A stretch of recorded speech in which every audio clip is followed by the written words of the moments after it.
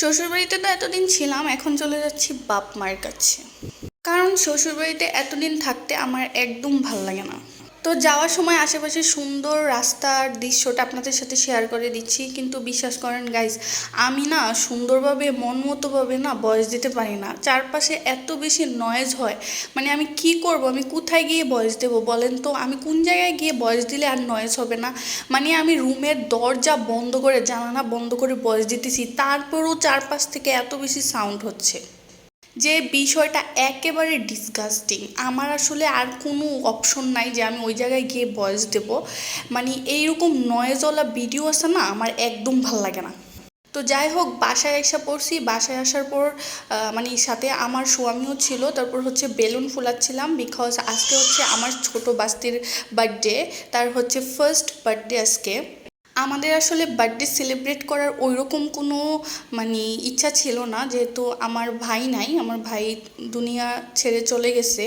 তো বাইকে ছাড়া তো আসলে মানে কোনো কিছুই আর ভালো লাগে না আমাদের। তারপরেও আমার বড় দুই বাস্তি হচ্ছে মানে ওরা আশা করতেছিল যে ওরা একটা কেক কাটবে। তো বাবি হচ্ছে সন্ধ্যার দিকে গিয়ে হচ্ছে দোকান থেকে একটা কেক নিয়ে আসলো ওদেরকে দেওয়ার জন্য, মানে কাটার জন্য, জাস্ট একটু সেলিব্রেশন করবে আর কি, মানে ওদেরকে খুশি করার জন্য। ভাবতেই কেমন অবাক লাগে যে আমার বাস্তির 1 বছর হয়েছে। আমার 3টা বাস্তি, অথচ আমার ভাই নেই। আমার ভাইকে আমরা অনেক বেশি মিস করতেছিলাম, মানে সব সময় মিস করি। আমরা কখনোই ভাবতে পারি নাই, কখনোই কল্পনা করি নাই যে আমার ভাই এভাবে হঠাৎ করে হার্ট অ্যাটাক করে মারা যাবে।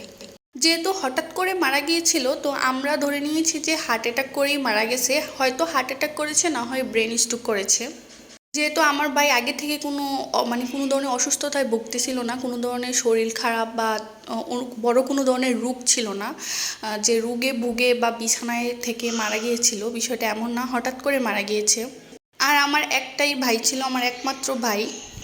যে কারণে হচ্ছে আমাদের মানে অনেক বেশি খারাপ লাগে যে আমার ভাই এভাবে হঠাৎ করে এত কম বয়সে 3টা বাচ্চা রেখে মারা গেছে। যারা যারা আমার ভিডিওটি দেখতেছেন তাদের সবার কাছে আমার মানে একটা রিকোয়েস্ট, যে আপনারা একবার করে হলেও আমার ভাইয়ের জন্য দোয়া করে দিবেন, যেন আমার ভাইকে আল্লাহ ভালো রাখে। আল্লাহর কাছে যেন আমার ভাই ভালো থাকে, আমার ভাইয়ের আত্মা যেন শান্তিতে থাকে।